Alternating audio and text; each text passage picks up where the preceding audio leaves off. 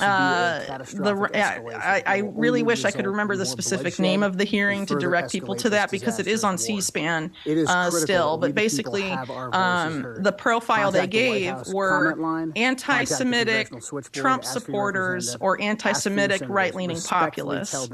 So I worry when people from that exact nexus that existed in Trump 1 come out and are trying to get right-leaning populists in particular to do things that the Trump administration itself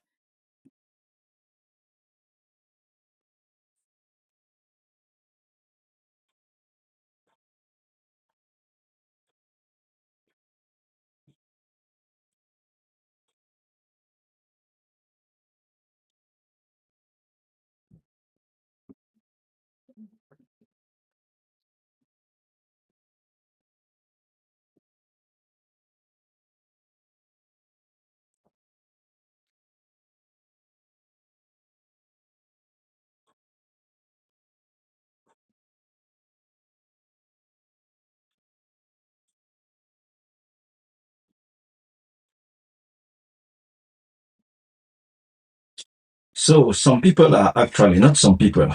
I saw this lady yesterday. She said she had worked for no. She said she's a journalist and she has some insight. And she's kind of skeptical about Joe Kent. She's saying that this is something that the Republican Party, or I don't know. She's saying some people have decided to make this guy, to make him look as if he's against Trump and the Iran war. But she was saying that, you know what, I'm not gonna try to say what she did not say. I'll allow you guys to watch what she's saying and make up your mind if you guys think that this guy is actually not who he's trying to say. That he is a plan, that they are putting this guy up to be the next instead of J.D. Vance, because J.D. Vance has clearly failed. Anybody who is working for Donald Trump, if you think that you have a different view, a different perspective of this war, then you should either resign. Because if you're working for Donald Trump, you have to just say, yes, Commander-in-Chief, whatever you say stands. Our advice to you doesn't matter. Whatever you say is what matters. But I'll just allow you guys to watch what the lady was saying and see if this guy truly is who he's saying, that he's against the war in Iran. You know, when it comes to these government officials, like when you start talking, for example, people are talking about the deep state, you can never know. But I'll let you guys watch what the lady said and make up your mind. By the way, before you drop out of here, make sure you like the content, subscribe to the channel, and come back to watch another video. My name is Diwi Banaking. This is Diwi Unfiltered. Even if no one else agrees with the definition, would define as anti-Semitic. So explain that again to me, because you lost me a little bit right at the end. So you're saying that. Okay, so basically the first Trump administration defined the rising domestic terror threat, because after 9/11, they've been building all this infrastructure for a war on domestic terror. Right. Every administration has advanced it, Democrat and Republican. Yes. So who are they saying the domestic terrorists are? Anti-Semitic right-leaning populists. And so do you think Joe Kent is one of those? Well, so before this era, they had the domestic terror threat they were trying to put in front of you were obviously these groups of like feds, like Patriot Front, the Proud Boys, and all of that. Okay, so how if you can't fake the demographic, how do you engineer the demographic? And so you think does that make sense? So basically, if you have Trump officials that are part of this apparatus claiming right-leaning anti-Semites are domestic terrorists that need to be targeted by this infrastructure and the surveillance infrastructure and pre-crime and all of that that's been a part of this buildup of the war on domestic terror. And then you have people coming out and being like, we're going to blame, saying what people want to hear, because obviously Israel absolutely is intimately involved with getting us involved in the Iran war. But the other side of it is you signal boost that with people like Joe Kent, potentially, and then you have people sort of muddy the waters between Israel and all Jewish people, which is not fair.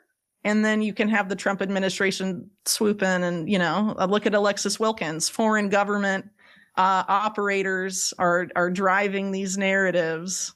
It's like reverse Russiagate. And, well, I mean, I probably should have thought this theory a little bit more before explaining it on your show. But basically, I worry that someone like Joe Kent is coming out of nowhere to try and sort of engineer this problem that the U.S. government has had, is we can't make domestic terrorists appear that fit our profile. So now we want people to create a class of right-leaning populists who basically fit our definition if we just define anti-Semites as people who are critical of Israel. And then we can target these people with our domestic terror infrastructure. So I worry that could be happening. And I know people are probably going to clip this out of context and make me sound insane, because I haven't written an article on it. It's just why I don't trust the guy in U.S. So okay, all right, trying to explain. So, and so my argument would be like, my argument was that, well, I think if they were, trying to set Joe Kent up to be the future of this neocon, I think that's possible too, but I think it could go multiple ways. Also, we'll see. I mean, if they can't run JD Vance because he's so tarred by the Iran war, however that plays out, and the Peter Thiel ties, and whatever, they need someone else. And what better person to have someone who was a neocon up until now and then come out as, not that, and then get in office and revert to that. I mean, he was funded by Peter Thiel too when he unsuccessfully ran for office, Joe Kent. So all the attacks that are happening against Joe Kent, you think that's just part of some kind of a psyop, or no? I don't know. I honestly don't know. I mean, you're asking me something that I've only sort of thought about, and I'm just trying to explain, why I'm skeptical. And I haven't explained it in interviews or in a piece. I tend, it's easier to write a piece and then talk about it. Okay, I got you. Talk about it, All right, we'll go write that piece, and then we'll come back and we'll talk about it. Yeah, I just find it potentially worrisome, and like I said, I think people should critically think and be vigilant and watch what the guy does and see what happens. Maybe it's genuine, but I think after the government and the quote unquote deep state is smarter than they give us credit for, and they don't like so many people being against neoconservative foreign policy and against different things that are happening in the country. So how do we quell and manipulate that dissent into something that is better for us? Those kind of psyops are happening all the time. So why wouldn't they be happening now with very high profile national security figures that resign and then are, all over the news?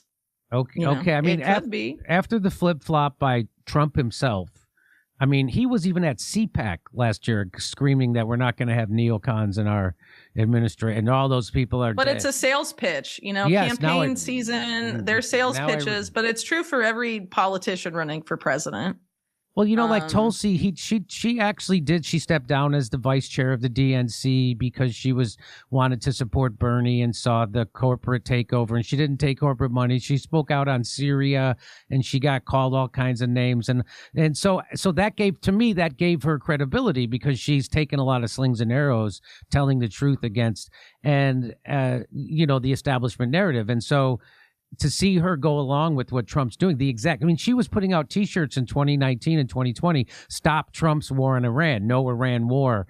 And she was, she introduced a bill to stop Donald Trump from being able to start a war with Iran herself. She introduced that. So that gave her a lot of credibility with me. And so that kind of flip-flop now makes me, wow, now I'm going to be you're right. Like I should be super skeptical of Joe Kent. I should even more than I normally would be. So I think I think it's important to do that. And I think it's important to remember that just like the war on terror was oppression of the U.S. national security state abroad, they have been planning for 25 years to direct that same infrastructure back home on the war on domestic terror.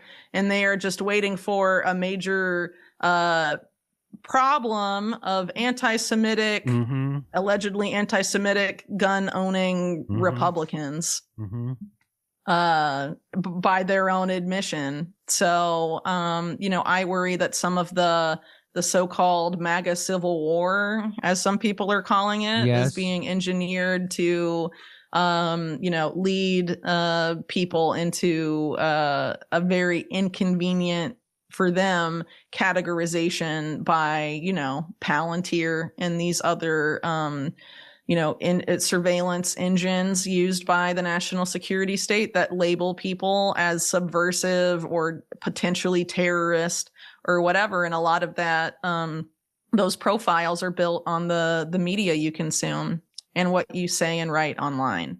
So, obviously I think efforts to, manipulate the situation is to try and, they don't build this infrastructure to never use it, is my point. And so if there's too much domestic dissent about an unpopular war, the U.S. government historically has planned to do all sorts of insane stuff to quell dissent. And the most famous happened during the Reagan era, where under a vaguely defined national emergency, which included widespread nonviolent protests against a U.S. military intervention abroad, they could suspend the Constitution and enact what they called continuity of government protocols, which would involve basically going after the people that the U.S. government defines today as domestic terrorists.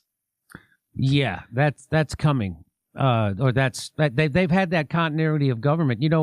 Whenever it's brought up in a congressional hearing, they shut it down right away. The talk of continuity of government.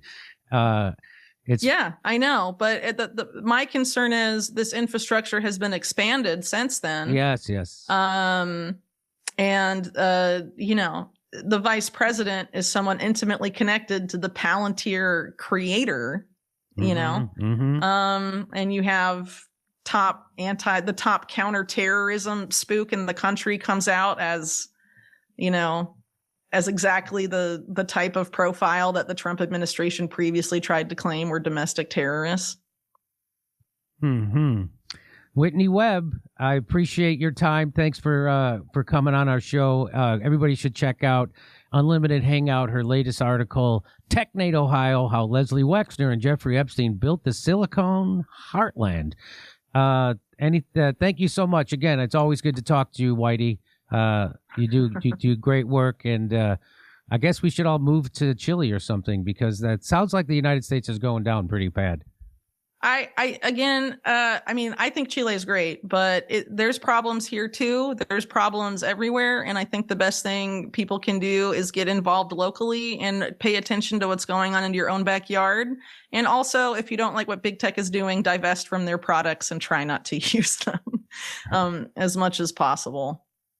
Yeah. Well, I can't stop using YouTube. That's for sure. I can't stop using Twitter. What are you going to do? What are you going to, can't stop using Twitter or can't stop. Well, sure. I have a lot of followers on Twitter too. And a lot of times it's the best way to get engagement. But the best thing you can do is try and can at least offer other options to your audience. So if they are unhappy with what's happening, they can offboard. But convenience is a powerful tool to sell these systems. And a lot of Americans are very susceptible to the carrot and the stick analogy, with the carrot being convenience.